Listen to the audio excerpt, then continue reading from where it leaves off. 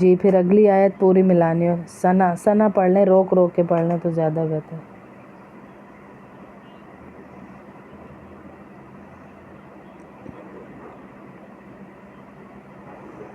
بسم اللہ الرحمن الرحیم۔ رکو نمبر 4 شروع ہو رہا ہے۔ نفاذ شریعت کی جد و جہد سے اعراض کی شرمناک مثال اس میں آئے گی ابھی کہ نفاذ شریعت کی جا رہی ہے، وہاں پہ جد و جہد کرنی ہے لیکن اعراض کر رہے ہیں کچھ لوگ، ان کے بارے میں بتایا جا رہا ہے۔ وَإِذْ قَالَ مُوسَىٰ لِقَوْمِهِ يَا قَوْمِ اذْكُرُوا نِعْمَةَ اللَّهِ عَلَيْكُمْ إِذْ جَعَلَ فِيكُمْ أَنْبِيَاءَ وَجَعَلَكُمْ مُلُوكًا وَآتَاكُمْ مَا لَمْ يُؤْتِ أَحَدًا مِّنَ الْعَالَمِينَ۔ اور اس وقت کا دھیان کرو جب موسیٰ نے اپنی قوم سے کہا تھا کہ اے میری قوم، اللہ کی اس نعمت کو یاد کرو جو اس نے تم پر نازل فرمائی ہے کہ اس نے تم میں نبی پیدا کیے، تمہیں حکمران بنایا اور تمہیں وہ کچھ عطا کیا جو تم سے پہلے دنیا جہان کے کسی فرد کو عطا نہیں کیا گیا تھا۔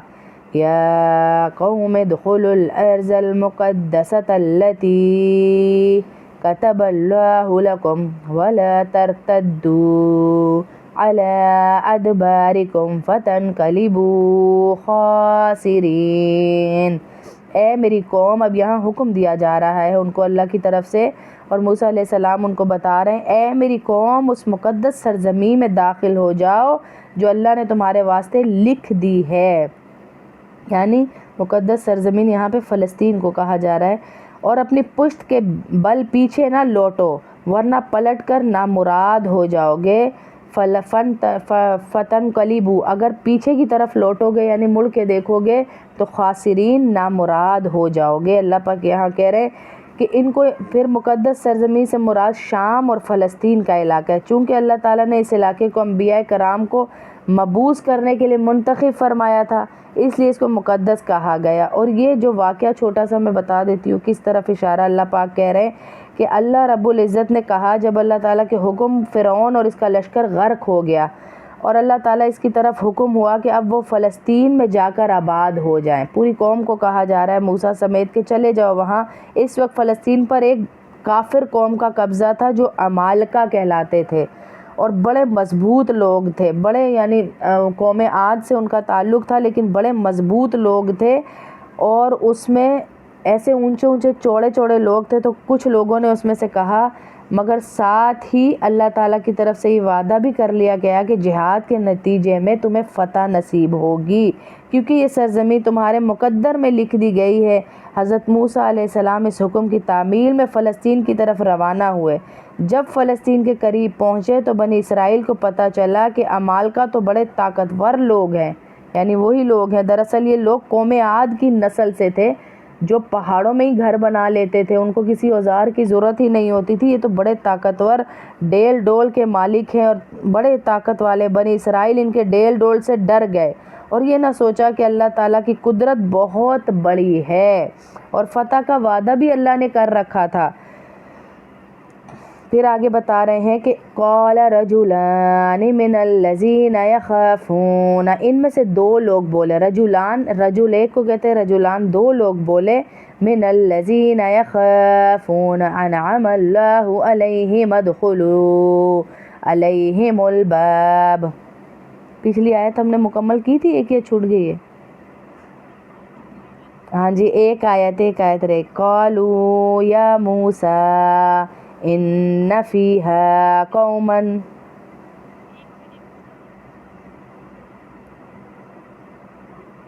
یہ میں نے موسیٰ علیہ السلام کا بتایا نا، انہوں نے اپنی قوم کو حکم کیا۔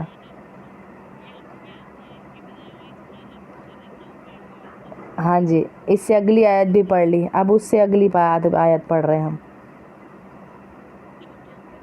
جی، یہ بھی پڑھ لی تھی کہ سر جھکاتے ہوئے داخل ہو جاؤ اور جو ہے نامراد لوٹو گے اگر پیچھے فتن قلیب خاسرین۔ اب اس سے آگے قالوا یا موسیٰ ان فیہا قوما جبارین وَإِنَّا لَن ندخلها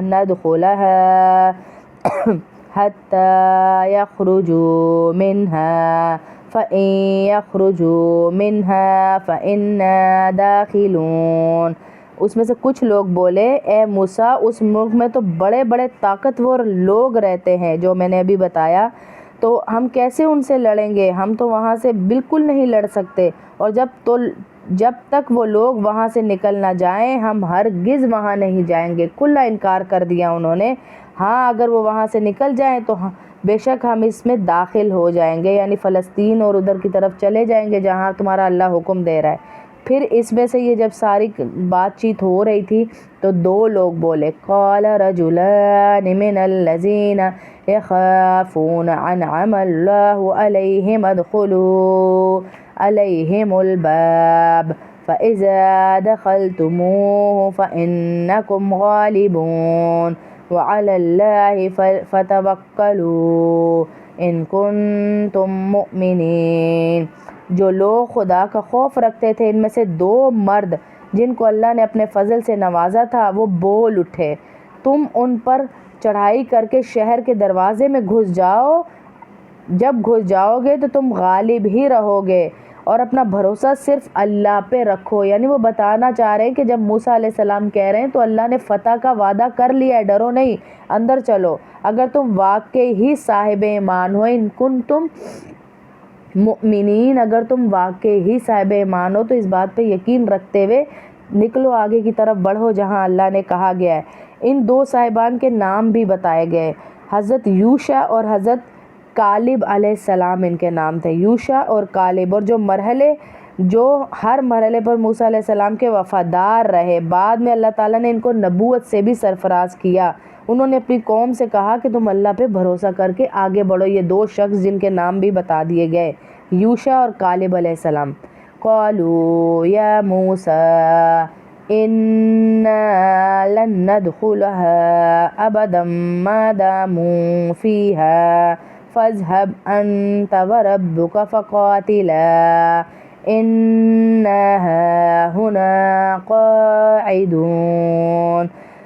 وہ کہنے لگے اے موسیٰ جب تک وہ لوگ اس ملک میں موجود ہیں ہم ہرگز اندر نہیں جائیں گے، قدم ہی نہیں رکھیں گے۔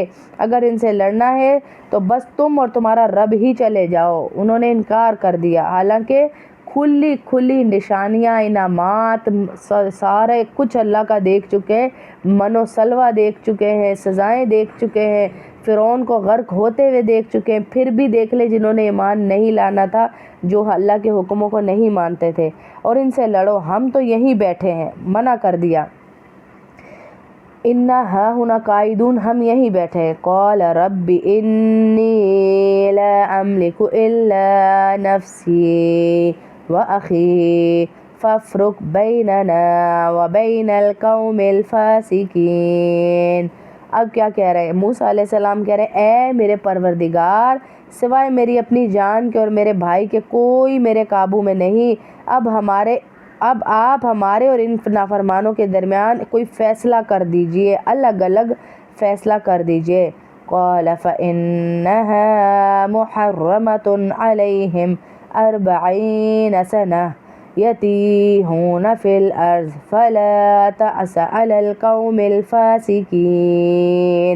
اللہ نے کہا اچھا تو وہ سرزمین ان پر 40 سال تک حرام کر دی گئی، یہ اس دوران اس زمین میں بھٹکیں گے بھی نہیں، بھٹکتے پھریں گے۔ تو اے موسیٰ اب تم ان پر نافرمان لوگوں پر ترس مت کھانا، نہ ان پہ ترس کھانا کہا گیا۔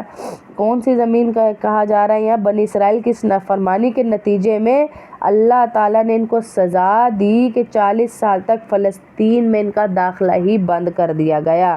یہ لوگ صحرائے سینا ایک مختصر علاقے میں بھٹکتے رہے، جس کا پہلے بھی ہم ذکر کر چکے، نہ آگے بڑھنے کا راستہ ملتا نہ پیچھے مصر واپس جانے کا۔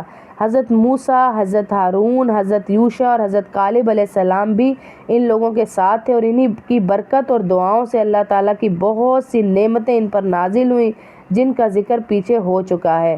بادل کے سائے نے انہیں دھوپ سے بچایا، کھانے کے لیے من و سلوہ نازل ہوا، پینے کے لیے پتھر سے 12 چشمے پھوٹے۔ بنی اسرائیل کے لیے خانہ بدوشی کی یہ زندگی ایک سزا تھی، لیکن ان بزرگوں کی وجہ سے ان کو قلبی راحت کا سامان ملتا رہا۔ حضرت ہارون اور حضرت موسیٰ علیہ السلام کی یکے بعد دیگرے اس صحرا میں وفات ہوئی۔ بعد میں حضرت یوشع علیہ السلام پیغمبر بنے اور شام کا کچھ علاقہ ان کی سرکردگی میں اور کچھ سموئیل علیہ السلام کے زمانے میں طالوت کی سرکردگی میں فتح ہوا، جس کا واقعہ سورہ بقرہ میں ہم پڑھ چکے ہیں۔ اور اس طرح اللہ تعالیٰ نے یہ سرزمین بنی اسرائیل کے حق میں لکھنے کا جو وعدہ فرمایا تھا وہ پورا ہوا، لیکن بہت لمبی اس کے بعد سزا کے بعد۔